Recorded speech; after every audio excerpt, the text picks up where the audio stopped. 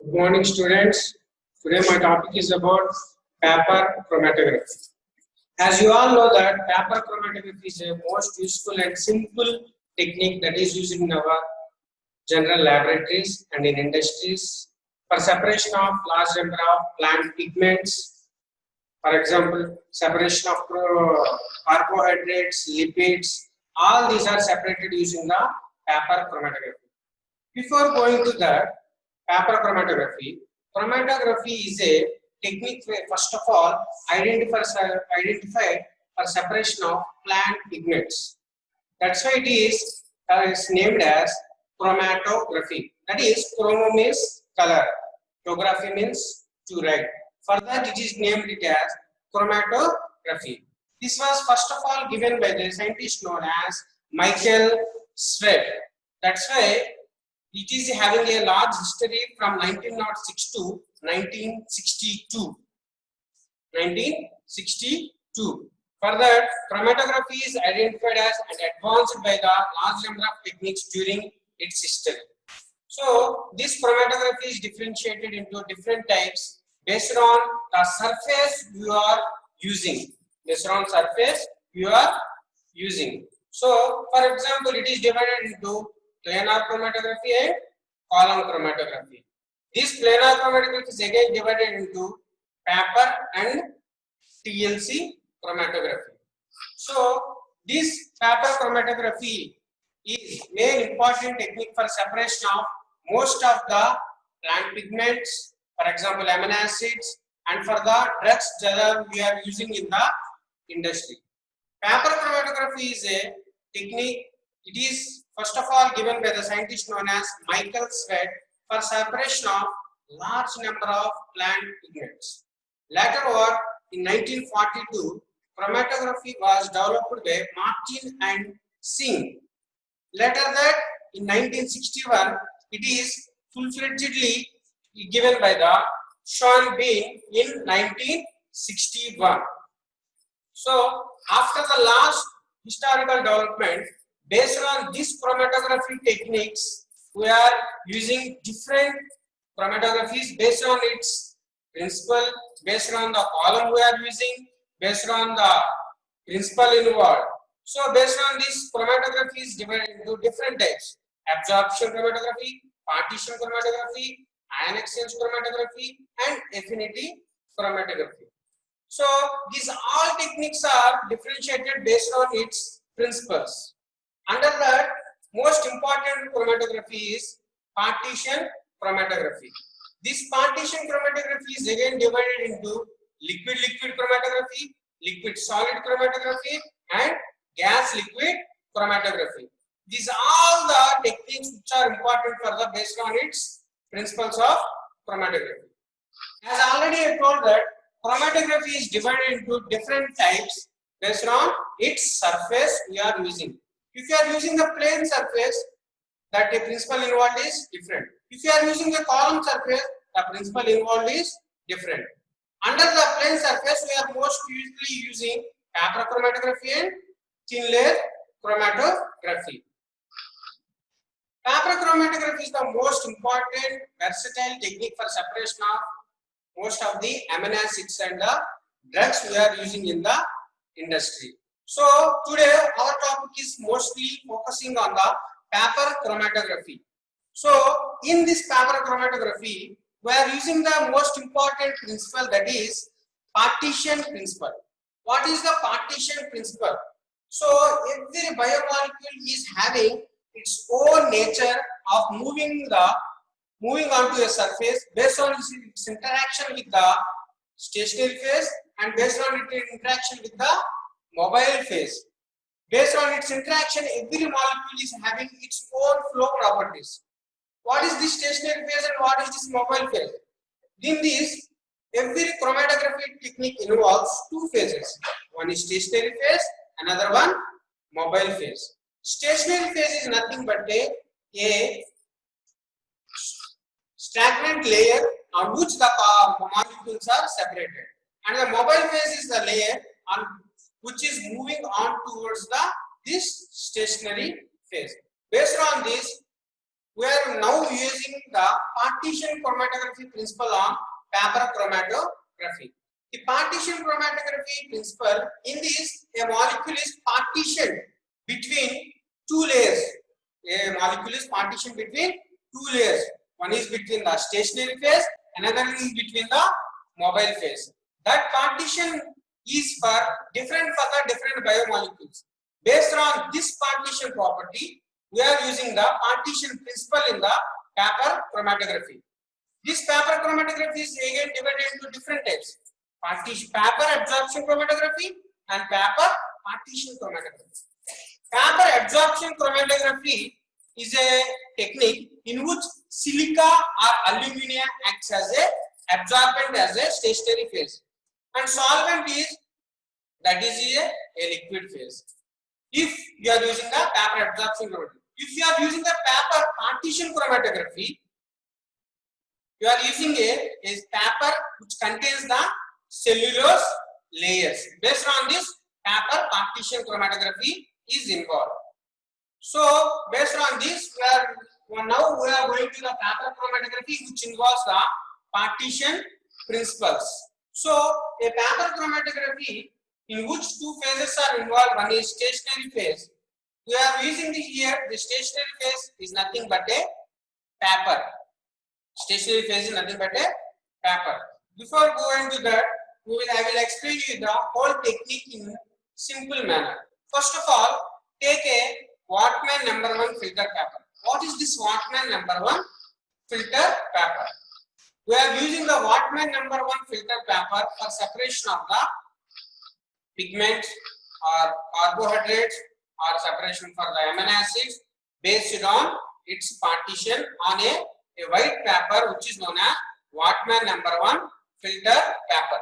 Why we are telling that it is a Whatman number filter paper means Whatman number 1 filter paper is identified by a scientist known as Whatman. That's why we are calling it as a Whatman number 1 filter paper. Whatman number 1 filter paper, there are different types of Whatman number filter paper. Whatman number 1, Whatman number 2, Whatman number 3, based on the cellulose content of that paper. So, Whatman number 1 filter paper is the most important Whatman number filter paper, which contains a good cellulose content for separation of the plant pigments, or it may be a amino acids. So, first of all, I will elucidate this technique in a brief manner. First of all, you have to take a Whatman number 1 filter paper, which should be a different shape. It may be a square shape, or it may be a circular shape, or it may be of different shapes based on the technique you are using. So, I am telling that what the technique means. Here there are different types of techniques like ascending chromatography, descending chromatography, circular chromatography, two-dimensional chromatography. Based on this, the principle involved, you are using the paper. It may be a circular or it may be a rectangular shaped paper. So now I am explaining about the ascending chromatography. In this, take a paper of the shape, onto which from the bottom you have to draw a 5 centimeters line. Why you are using the 5 centimeters line means, when you are dipping this paper into the solvent, it should not be, that is, on the 5 centimeters line, you are placing a sample. If you put the below the 5 centimeters, when you put the paper, the sample goes into the solvent we are using. That's why you have to cut a paper from the bottom. You are taking the 5 centimeters line, onto which you are taking the separating plant pigment, or it may be amino acid, anything. So after taking this paper, you are taking to a chamber known as chromatographic chamber, which is a glass chamber. Why we are using here a glass chamber means, which should not have any air. So before going to the chamber, before inserting the paper into the chamber, we have to saturate the chamber. 1 hour before, we have to saturate the chamber. Why means, the flow properties of the molecules make equal flow onto the paper. So before going to the technique, you have to saturate the chamber with the required solvent we are using. So after the 1 hour of saturation, take your paper and put into the chamber. After putting into the chamber, when the solvent moves towards the sample and moves towards up to 3/4 distance of the paper, it may take up to 45 minutes to 1 hour distance for the separation of this type, for separation of this amino acid. After the 3/4 distance moving, take the paper from the column, which is makes air dry, and later what, you have to use the coloring agent further. After removal of paper from the chamber, you will not see anything. So we have to color. If you are separating the plant pigments, it should may be visible because plant pigment itself having a color. But if you are separating the amino acids, after your separation, it will not show any color. So you have to colorize the sample with some chemical. So for example, if I am separating the amino acids, I have to make colorize with a ninhydrin sample. So when you are using the ninhydrin, after the spraying, you have to take the paper air dry onto which ninhydrin is sprayed.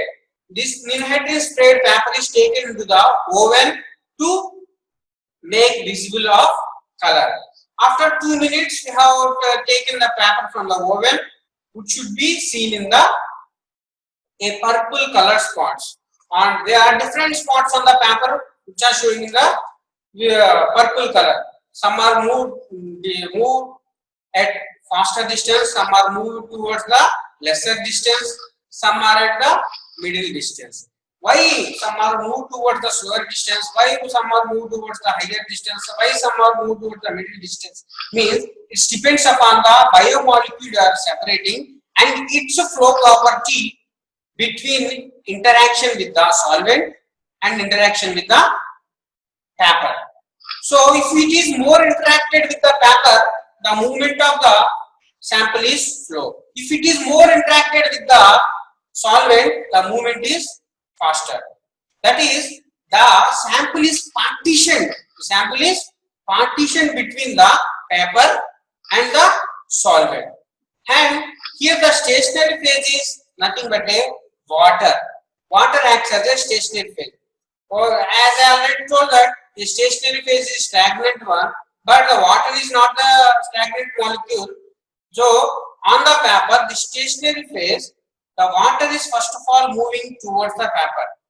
Onto the water, the solvent is moving. That is, here onto the paper moving with the water on which the solvent is moving. That's why water is acting as a stationary phase. So after that visible of different spots at different distances, you make that for example, I am separating a plant pigment. I don't know that, or I am separating a amino acid which in the sample, which amino acid it is known. So I don't know what amino acid is that. So take the sample molecule and make the separation of 20 standard amino acids. So after the whole technique is completed, my sample gives the one distance and the whole 20 amino acids gives the different distances. So based on these distances, we have to calculate that what is the amino acid present in my sample is compared to the 20 different samples. How we are going to compare? So this is comparison we are going to by the RF value, nothing but the retention value or retardation factor. Based on this value, we are going to make the spot, the unknown sample with the known standard sample. So for example, my sample, the formula for that RF factor is distance traveled by solute by distance traveled by solvent. Here the solute means sample we are going to separate and the standard amino acids we are using. So when it is distance traveled by solute is from this place to this place. So this is the sample solvent. And every standard amino acid having its own distances towards the separation. So what do you mean distance solvent means? Before that we are doing that, 3/4 of the solvent is running lateral, we are removing the paper. That is distance traveled by the solvent. So distance traveled by solute and distance traveled by solvent. Based on these two values, we are getting a value. That is, it may be a below 1. The Ebir value is below 1. So based on the RF value compared, that is unknown sample with this one of the amino acid, the unknown given amino acid is present in the sample is, for example, if the RF value of the alanine is 0.6 and the unknown sample contains the alanine of 0.6 RF value, that is the unknown amino acid present is alanine. In this way, we are calculating the RF values based on our technique. So this is the example of I am showing that ascending chromatography.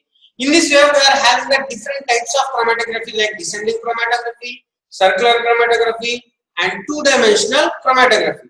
So in descending chromatography, the whole process, that is solvent, the whole process is on upper side and the paper is hanging to that, and the solvent is moving from upwards to the downwards. That is towards the gravitational force.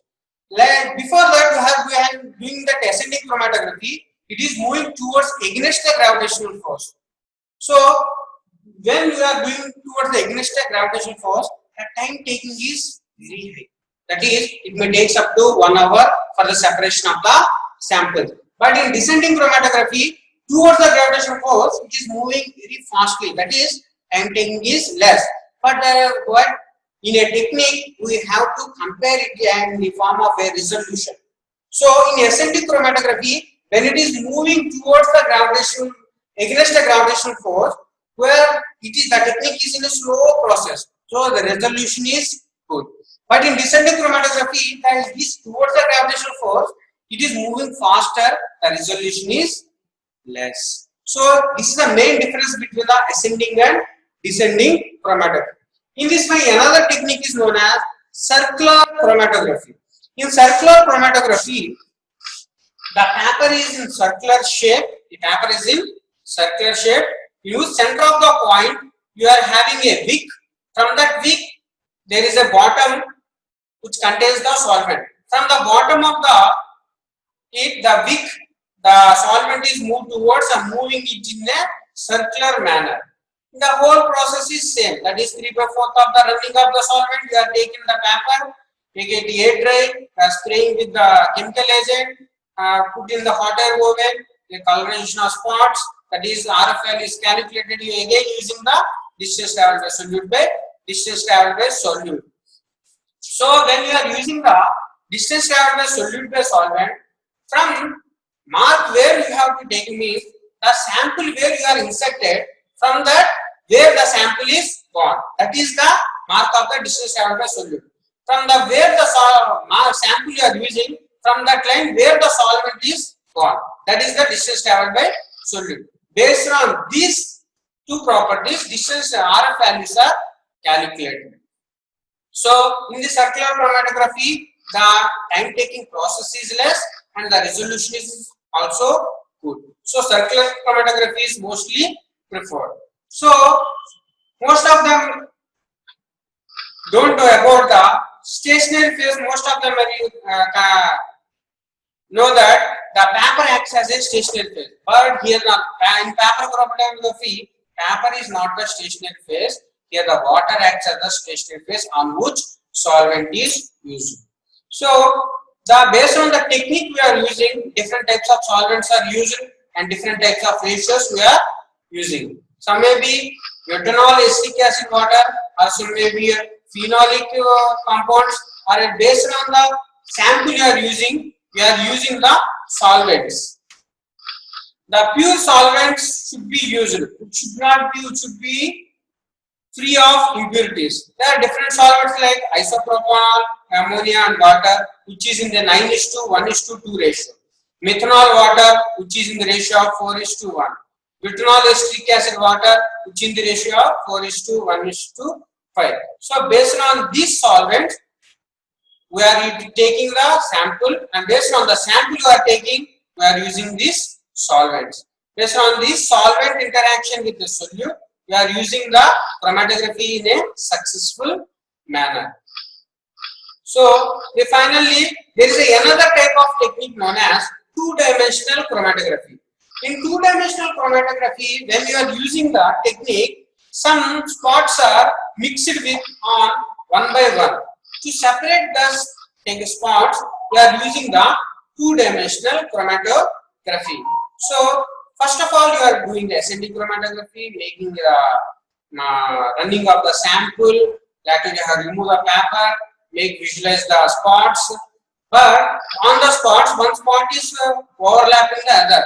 To remove this, then you are taking that paper into the another solvent, which is rotated at 90 degrees. Paper is rotated at 90 degrees, and again you are going to run. Then that spot makes into two different spots. That is the main importance of two-dimensional chromatography. In this way, you are using the chromatography for the separation of plant pigments, drugs in industries, vitamins, antibiotics, carbohydrates. Most of this paper chromatography technique is used in the industries for the separation of the most of the antibiotics. So in lab purpose, we are using it for the amino acids, for separation of plant pigments, for separation of vitamins. But if for separation of plant pigments, we are not going to use any identifying colored substance. Why? Means the plant pigment itself are colored substances. So that is, we are not doing the any colored substance for the plant pigments. Okay, thank you.